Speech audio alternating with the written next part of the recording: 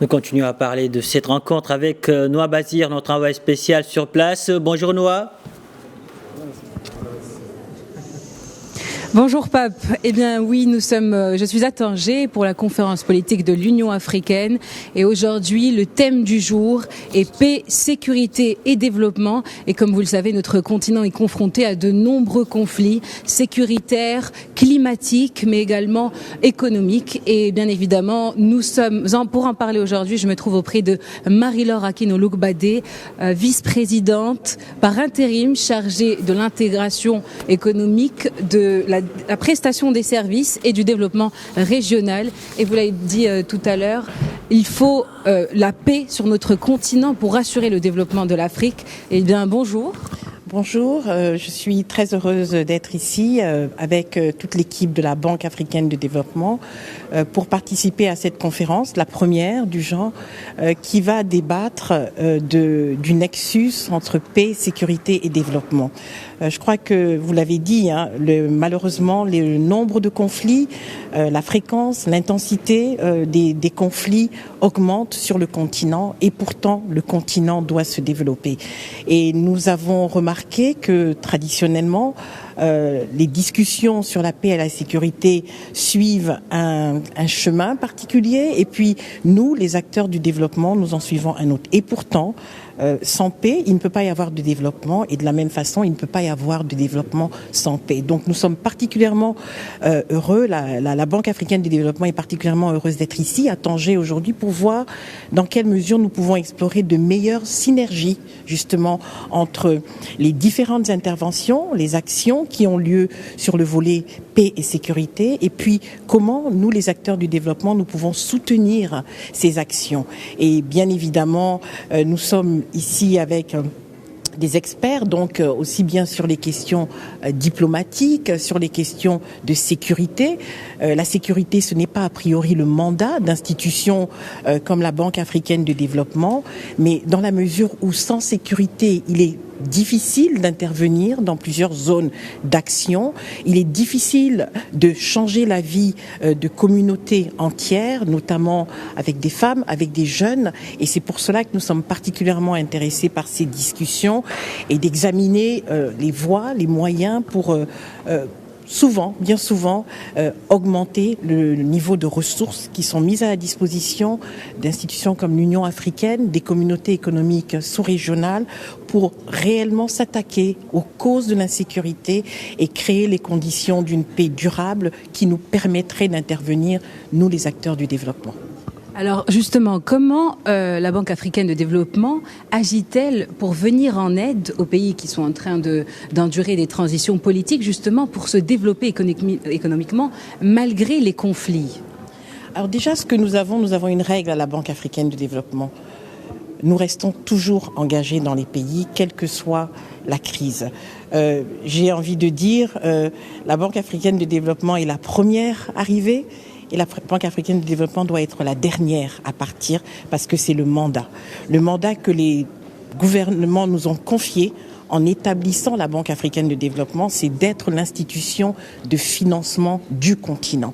Et donc, nous déployons une gamme assez importante d'instruments. Nous établissons évidemment des stratégies. Ce que nous avons constaté, c'est que ces stratégies peuvent être momentanément interrompues lorsqu'il y a effectivement notamment des changements de gouvernement non constitutionnels. Je veux parler de coup d'État sans le dire. Mais ce que nous arrivons à faire, c'est de voir dans quelle mesure nous pouvons maintenir un niveau d'activité et ce sont en général les activités qui nous permettent de nous assurer que les populations les plus vulnérables continuent d'être accompagnées. Donc il y a un certain nombre de projets que nous mettons en ordre. Ce sont des projets vraiment qui aident à essayer de renforcer la résilience de ces communautés. Ce sont souvent des communautés qui sont dans des zones frontalières. Ce sont des zones qui sont particulièrement vulnérables aux conflits et là nous avons des activités particulières. Nous devons également travailler avec des nouveaux acteurs. Ce sont des endroits le plus souvent où nous devons travailler avec des organisations l'organisation, par exemple, de la société civile. Parfois, ce sont des environnements où l'État lui-même a des difficultés à intervenir. Et là, nous travaillons avec une multiplicité d'acteurs. Mais de manière générale, nous pensons que la poursuite des efforts de développement économique et social contribue à une atténuation des risques de conflit. Et quand cela peut se faire, quand les conditions sécuritaires le permettent, aide également à améliorer la résilience des communautés. Donc, dans ces endroits, nous continuons à mettre en œuvre des projets d'infrastructure. Ce sont des projets d'infrastructure, notamment de transport, qui permettent une plus grande connectivité, qui permettent à des populations dans des zones rurales, par exemple, de ne pas se sentir laissées pour compte et donc probablement des proies faciles pour des mauvais acteurs. Je dirais, je les appellerai comme ça, des mauvais acteurs.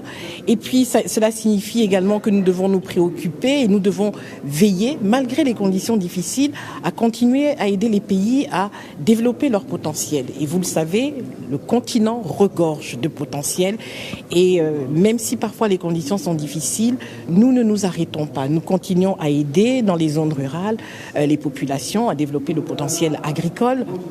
Nous continuons à travailler sur le développement du capital humain. Vous savez, la Banque africaine de développement décline une stratégie en 5 grands thèmes. Et les 5 grands thèmes, qui d'ailleurs représentent une bonne partie de l'agenda 2030 des objectifs de développement durable et également l'agenda 2063 de l'Union africaine, se résument en, premièrement, éclairer et alimenter l'Afrique en énergie électrique. Donc, nous continuons à déployer ces programmes. Le deuxième grand thème, c'est alimenter l'Afrique. Donc là, c'est toute la dynamique autour de la sécurité alimentaire, la sécurité nutritionnelle, qui est d'ailleurs mise à rude épreuve avec le conflit russo-ukrainien. Mais le troisième objectif, c'est également intégrer l'Afrique, qui est également un des objectifs de cette conférence, industrialiser l'Afrique et enfin améliorer les conditions de vie des populations. Donc ces 5 thèmes demeurent notre feuille de route dans tous les pays et quelle que soit la situation des conflits. Et pour nous, ce qui est important maintenant, c'est justement de travailler davantage avec le Conseil paix et sécurité de l'Union africaine, de travailler avec les différents conseils au niveau des communautés sous-régionales pour justement veiller à ce que ce processus dans lequel les pays sont engagés ne soit pas altéré de façon importante justement par ces crises qui se produisent beaucoup trop souvent maintenant. Donc il faut s'attaquer aux causes réelles de l'insécurité, des conflits dans les pays, mais tout en continuant à apporter ce développement. Je l'ai dit, le développement reste quand même le meilleur antidote pour se prémunir des conflits et des situations d'insécurité. Alors, le Maroc est actuellement membre permanent du Conseil de sécurité de l'Union africaine et c'est justement dans ce cadre que cette conférence est organisée. Alors, pour vous, quel est le rôle du Maroc pour aider là-bas justement à déployer ces stratégies ? Alors, permettez-moi tout d'abord évidemment de remercier les autorités du Royaume du Maroc pour cette invitation et pour abriter cette conférence qui est très importante. Et je crois que d'un point de vue de l'opportunité de cette conférence, ne pouvait pas tomber à un meilleur moment. Effectivement, le Maroc est un partenaire privilégié du groupe de la Banque africaine de développement. La Banque africaine de développement a une excellente coopération avec le Royaume du Maroc. Nous avons un portefeuille d'investissement au Maroc de près de 3,5 milliards d'euros dans des secteurs divers. Et donc, avec le Royaume du Maroc, nous avons un partenaire qui est réellement un modèle. C'est un modèle c'est un modèle qui réussit, c'est un modèle de développement qui est absolument établi et nous apprécions particulièrement les nouveaux développements et je crois impulsés par Sa Majesté le Roi Mohamed VI de développer des partenariats sud-sud gagnants. Donc de ce point de vue, pour nous voyons le Maroc comme effectivement un acteur essentiel et un modèle de développement économique et aussi de développement, un développement spatial qui couvre l'étendue du pays. Et ça, c'est une leçon que nous pouvons retenir.